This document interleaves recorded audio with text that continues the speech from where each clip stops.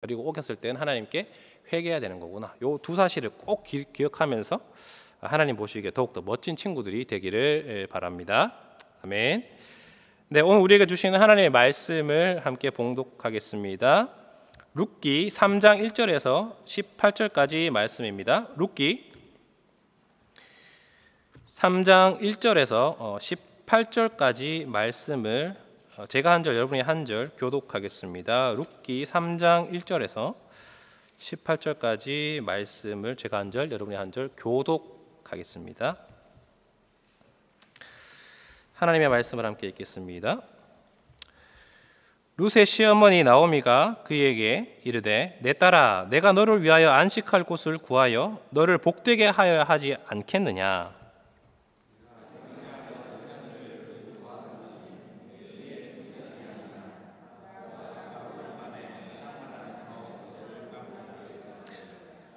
그런즉 너는 모욕하고 기름을 바르고 의복을 입고 타작마당에 내려가서 그 사람이 먹고 마시기를 다하기까지는 그에게 보이지 말고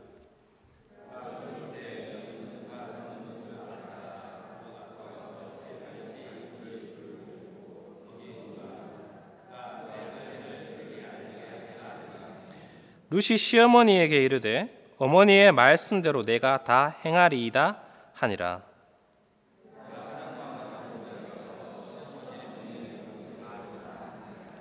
보아스가 먹고 마시고 마음이 즐거워 가서 곡식 단 더미의 끝에 눕는지라. 룻이 가만히 가서 그의 발치 이불을 들고 거기 누웠더라.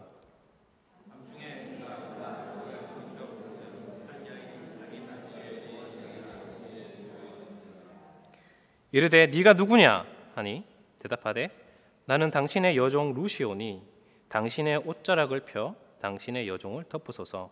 이는 당신이 기업을 물을 자가 됨이니이다 하니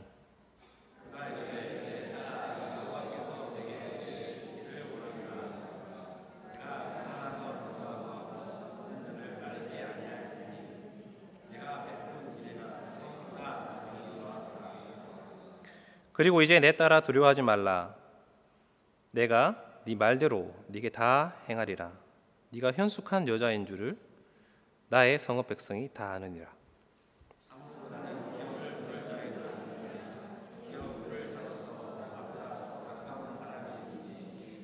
이 밤에 여기서 머무르라. 아침에 그가 기업 물을 자의 책임을 네게 이행하려 하면 좋으니 그가 그 기업 물을 자의 책임을 행할 것이니라. 만일 그가 기업 물을 자의 책임을 네게 이행하기를 기뻐하지 아니하면 여호와께서 살아계심을 두고 맹세하노니 내가 기업 물을 자의 책임을 네게 이행하리라. 아침까지 누워 있을지니라 하는지라.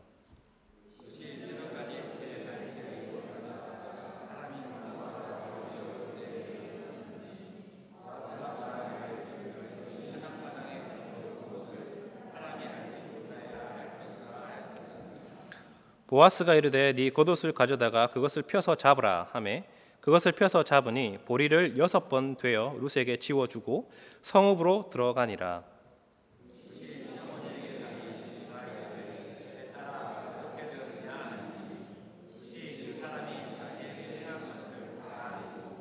이르되 그가 내게 이 보리를 6번 되어주며 이르기를 빈손으로 네 시어머니에게 가지 말라 하더이다 하니라.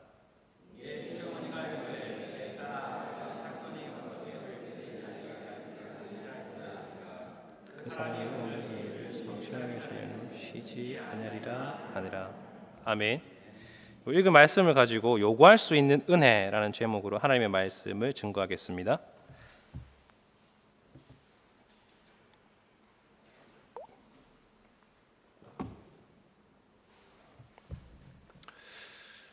네, 우리가 살아가다 보면은 다른 사람에게 좀 부탁을 할 때가 있고 또 어떤 요구를 하는 경우가 있습니다.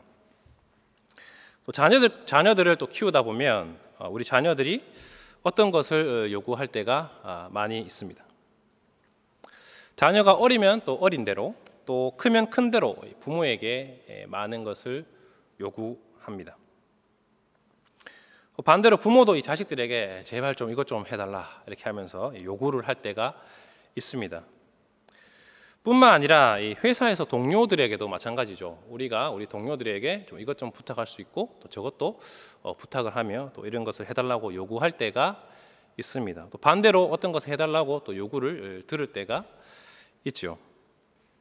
그럴 때 우리는 그 요구가 합당한지를 잘 살핍니다. 야, 이게 정당한가? 그리고 도저히 이게 말도 안 되는 걸 좀 요구한다. 그러면은 거절하기도 합니다. 하지만 우리가 누구에게든, 우리 자녀들에게든 동료들에게든 부모님에게든 우리가 어떤 사람이 요구했을 때 반드시 들어줘야 될 때가 있어요. 그때가 어떤 때이겠습니까? 바로 약속을 했을 때입니다. 부모와 자녀가 어떤 것을 약속을 했고 그것을 자녀가 요구할 때 반드시 부모는 그것을 들어 주어야 합니다. 또 내가 이전에 동료에게 그것을 요청할 때 내가 들어주겠다라고 약속을 했다면 그것을 요구할 때는 반드시 들어 주어야 합니다. 그 요구를 묵살하거나 아니면 들어주지 않으면 우리 어떻게 되죠? 우리의 신뢰가 깎이고 믿지 못할 사람이 될 것입니다. 오늘 읽은 말씀에서도 우리는 당당하게 어떤 것을 요구하는 한 여인의 모습을 볼 수가 있습니다. 바로 룻입니다. 이야기의 시작은 이렇게 됩니다.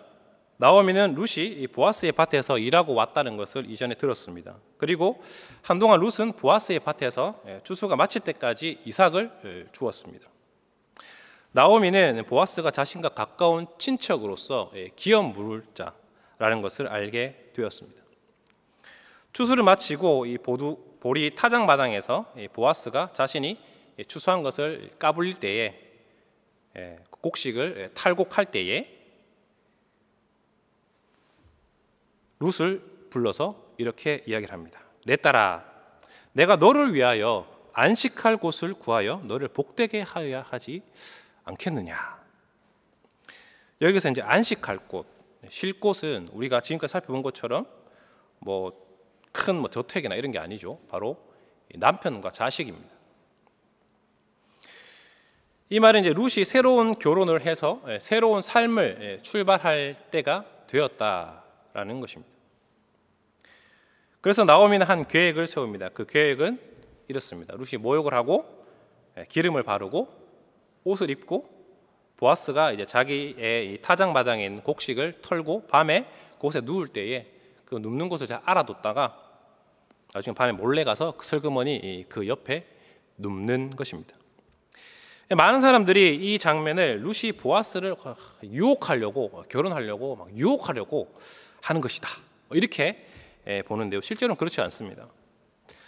우리가 여기서 이 룻이 모욕을 하고 기름을 바르고 의복을 입는다, 이렇게 옷을 입는다는 표현은 여자가 남자를 유혹하기 위해서 막 이쁘게 치장하는 게 아니에요. 이와 같은 표현이 사무엘사 12장 20절에 나오는데 어떨 때냐면은 바로 다윗이 그 밧세바와 바르지 못한 관계로 그 아이가 아플 때 다윗은 하나님께 엎드려 기도했습니다. 그리고 그 자녀가 죽었다는 소식을 듣게 되죠.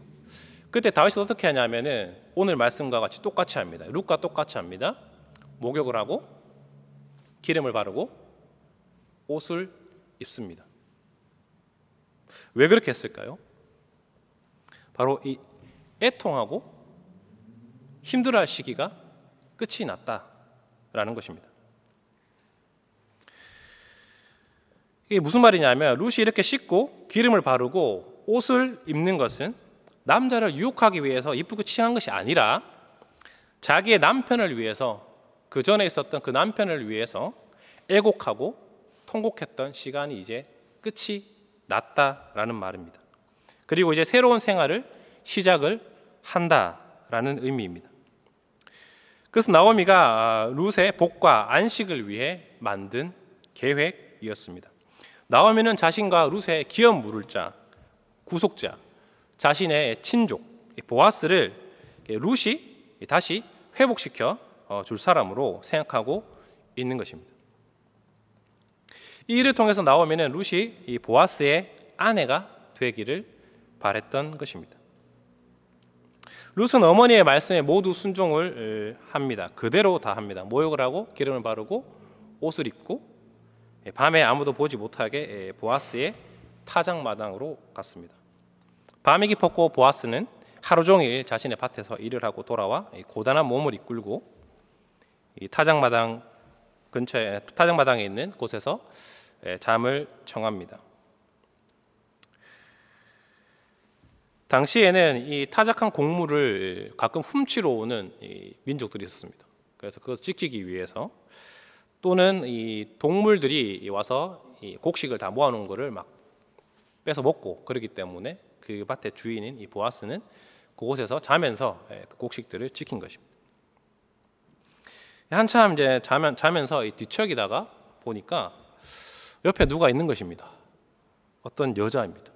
네가 누구냐? 놀라서 이 보아스가 물었습니다. 룻은 대답하죠.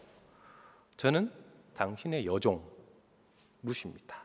당신의 옷으로 나를 덮어주십시오. 당신은 나의 기업 물을 자가 되기 때문입니다. 룻은 구구절절 자기가 왜 여기 왔는지를 설명하지 않습니다. 룻은 딱 세 마디를 합니다. 저는 당신의 여종 룻입니다. 당신 옷자락으로 나를 덮어주십시오. 왜냐하면 당신은 기업 물을 자가 되기 때문입니다. 이 세 마디를 합니다.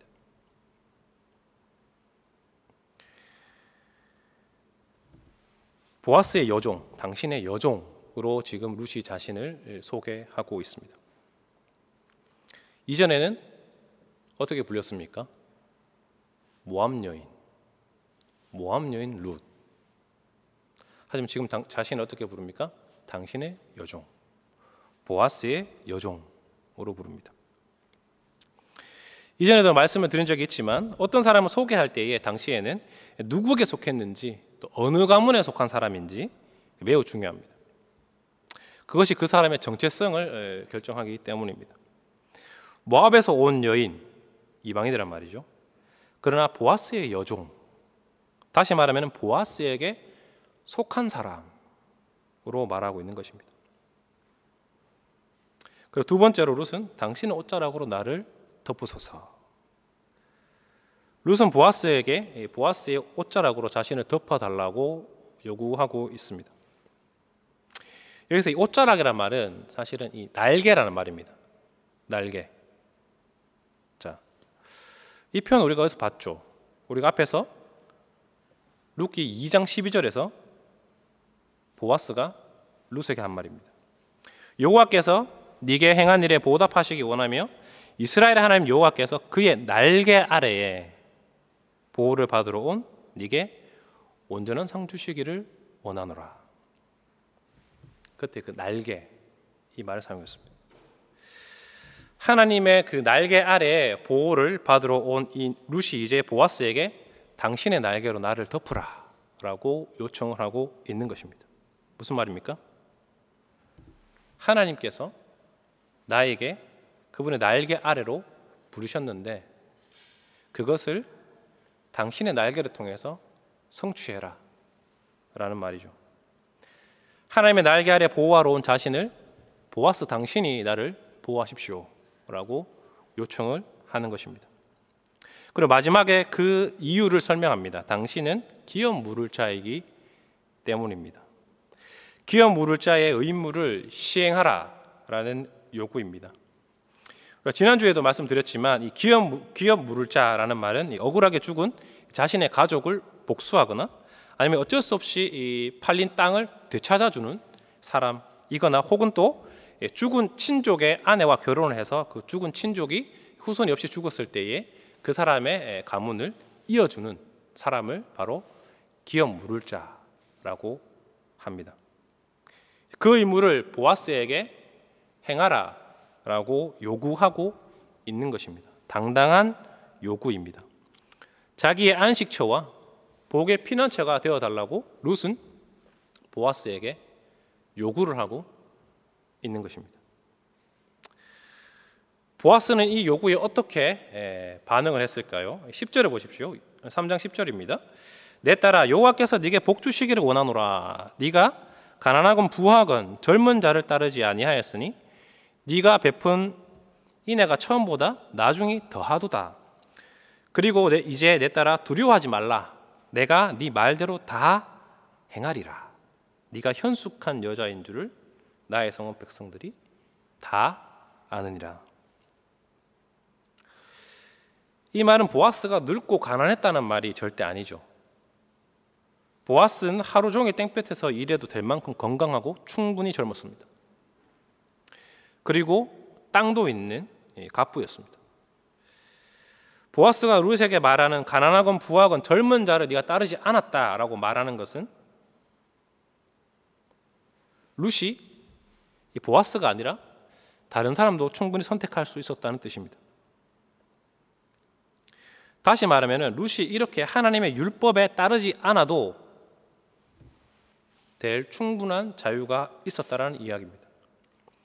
보아스가 아니라 자신을 좋아하는 남자를 아무나 만나서 결혼할 수도 있었습니다. 그때는 사사시대입니다.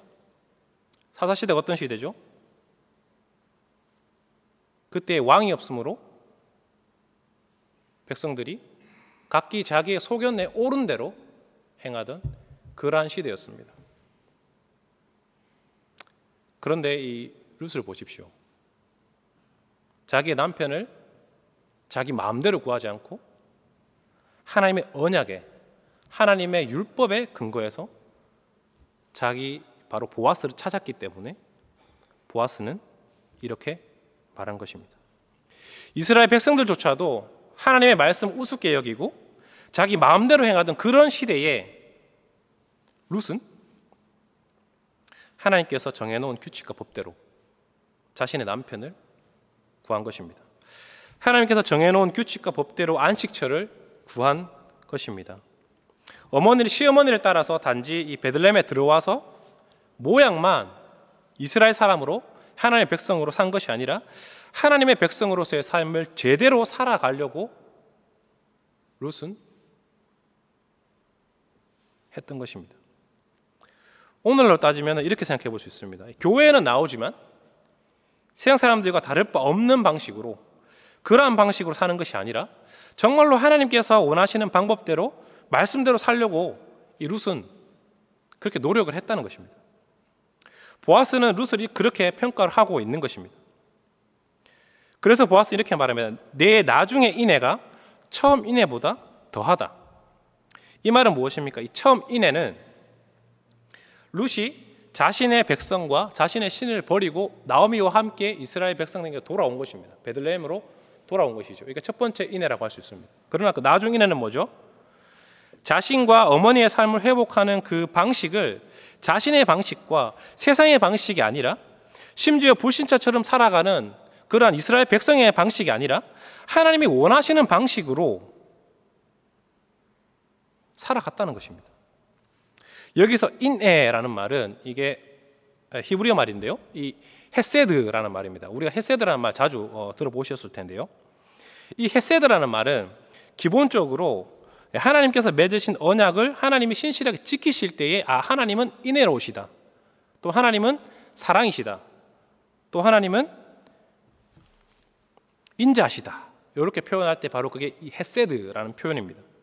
이것을 지금 룻에게 이야기하고 있죠. 무슨 말입니까? 사람이 하나님의 약속의 말씀을 신실하게 지키고 있다는 겁니다.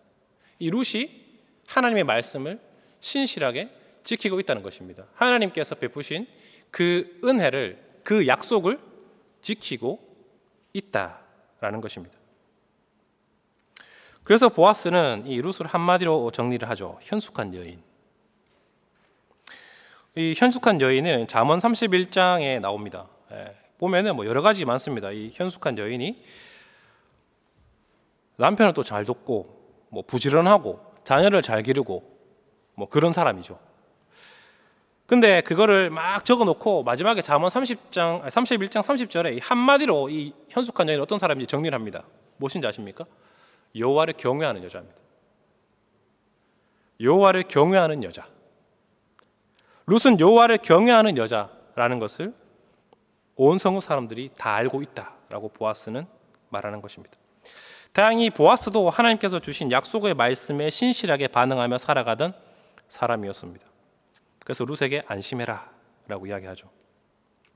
룻의 아주 대담한 그 요구에 보아스의 대답은 궁극적으로 예스입니다. 그렇게 하겠다라는 것이죠. 왜 그렇습니까? 그것은 하나님께서 그 백성에게 약속을 한 것이기 때문입니다. 하나님께서 주신 그 언약의 말씀, 그 약속의 말씀을 가지고 룻이 보아스에게 요구했기 때문에 하나님을 경외하는 보아스는 들어줄 수밖에 없었던 것입니다. 동시에 보아스는 자기보다 더 가까운 친척이 있기 때문에 그가 물으면 좋고 그러지 않으면 자신이 반드시 그 기업을 되찾아주고 그의 남편이 되겠다고 말을 합니다. 이런 모습조차도 보아스는 하나님의 말씀에 얼마나 신실하게 살아가는 자인지 우리가 볼 수가 있습니다. 다시 처음 말씀드렸던 예화로 돌아가 보겠습니다. 우리가 요구를 들어줄 수밖에 없는 상황이 어떤 상황이라고 그랬죠? 약속을 했을 때입니다. 하나님과 우리도 마찬가지입니다. 보아스는 우리의 구원자이신 예수님의 그림자로 볼 수가 있습니다. 룻은 바로 그의 신부가 되는 교회, 우리죠. 예수님은 우리의 구속자이십니다. 그분도 인내하신 분이십니다. 그래서 우리도 룻과 같이 우리의 구속자이신 예수님께 담대하게 요구할 수가 있죠. 하지만 그 요구는 예수님께 또 하나님께 이거 해달라 저거 해달라 그렇게 막 무턱대고 말하는 게 아닙니다. 우리가 하나님의 언약에 신실해야 합니다. 우리 마음대로 살면서 마치 그 베들레헴엔 있지만 하나님의 말씀을 따르지 않는 많은 그 이스라엘 백성들처럼 우리 마음대로 살면서 하나님의 법이고 뭐고 자기의 소견에 옳은 대로 생활을 하면서 하나님께 요구하는 것은 하나님께 때를 쓰는 것이죠. 이렇게 때를 쓰면 하나님께서 마지못해 들어주실 수도 있습니다. 그렇지만 과연 이러한 사람을 현숙한 여인이라고 할 수가 있을까요? 현숙한 여인은 하나님을 경외합니다. 현숙한 교회는 하나님을 경외합니다. 현숙한 그리스도인은 하나님을 경외합니다. 하나님을 경외한다는 것은 하나님께로 돌아와서 하나님의 백성답게 살면서 하나님께서 주신 규칙과 법으로 살아가는 것입니다. 하나님께로 돌아왔다는 것, 약속의 땅에 돌아왔다는 것, 구원을 이미 얻었다는 것, 그것으로 끝나면 현숙한 여인의 삶이라고 볼 수가 없습니다. 우리가 하나님께 당당하게 요구할 수 있는 것은 하나님께서 약속하신 말씀을 붙들고 그것에 따라 살아갈 때입니다. 처음 인애보다 나중 인애가 더 커야 합니다. 이것은 기도 응답을 받기 위한 하나의 묘수나 하나님을 이용하기 위한 어떤 비법이나 어떤 근거를 얘기하는 게 아닙니다. 우리의 삶이 하나님의 말씀에, 하나님의 기도의 응답의 근거가 아니라 하나님의 약속이 근거가 되어야 되기 때문입니다. 내가 이렇게 했으니까 하나님 들어주십시오. 이게 아니라 하나님의 약속, 하나님께서 이렇게 약속하셨으니 내게 이루어 주십시오. 우리가 이렇게 하나님께 당당하게 요구할 수 있는 것이 우리에게 큰 은혜입니다. 우리는 전혀 그럴 자격이 없지만 하나님께서 약속하셨기에 하나님은 스스로를 그 약속에 묶으셨습니다. 이것이 언약의 하나님입니다. 자신을 당신의 언약에 묶으셔서 당신께로 피한 자들에게 참된 피난처와 참된 안식처가 되어 주시겠다는 바로 그 언약 때문에 우리는 주님께 피하면서 당신의 약속을 실행해 달라라고 요구할 수 있는 것입니다. 우리와 영원히 함께 하시겠다는 그 임마누엘의 그 약속 때문에 우리는 고통과 시련과 불확실한 미래와 염려와 걱정 가운데서 당당하게 주님 우리와 함께 해 주십시오 라고 요청할 수 있는 것입니다. 그리고 하나님은 그 약속 때문에 신실하게 어떤 상황에서도 우리와 함께 하십니다. 이제 말씀을 정리하겠습니다. 나오미는 룻의 안식과 평안과 복을 위해서 새로운 피난처인 보아스와의 결혼을 계획을 했습니다. 이 과정에서 우리는 이 룻의 당당한 요구와 그에 대한 보아스의 반응을 살펴보았습니다. 그리고 그 대답의 배경에는, 그리고 그 요청의 배경에는 하나님의 말씀과 율법에 신실하게 살아가는 헤세드의 삶, 처음 인애보다 나중 인애가 더 큰 삶이 있었다는 것을 우리가 볼 수가 있습니다. 하나님의 날개 아래 보호를 받으러 온 이 룻에게 보아스는 자신의 날개를 펴 그의 피난처가 되어줄 것입니다. 하나님께 당당하게 요구할 수 있는 은혜는 우리가 기도하는 것마다 응답을 주신다는 뜻이 아닙니다. 그것은 하나님께서 그리스도를 통해서 우리에게 약속하신 것을 신실하게 지키시는 은혜입니다. 또 우리가 하나님께 신실하게 언약의 말씀에 순종하면서 살려고 노력하며 약속의 말씀에 근거해 기도할 때에 우리 주님은 그 약속을 들으시고 그 약속 때문에 응답하신다는 것입니다. 그러한 삶을 살아가는 것이 언약에 신실하게 살아가는 삶입니다. 우리 주님은 우리 구원을 이루실 때까지 쉬지 않으시고 그분의 약속을 이루실 것입니다. 이 큰 은혜를 기억하시고 참된 평안을 우리 주 예수 그리스도 안에서 찾으시는 저와 여러분이 되시기를 주님의 이름으로 축복합니다. 아멘. 이 시간 하나님의 말씀을 기억하면서 찬송가 486장을 찬송하겠습니다. 이 세상에 근신된 일이 많고, 찬송가 486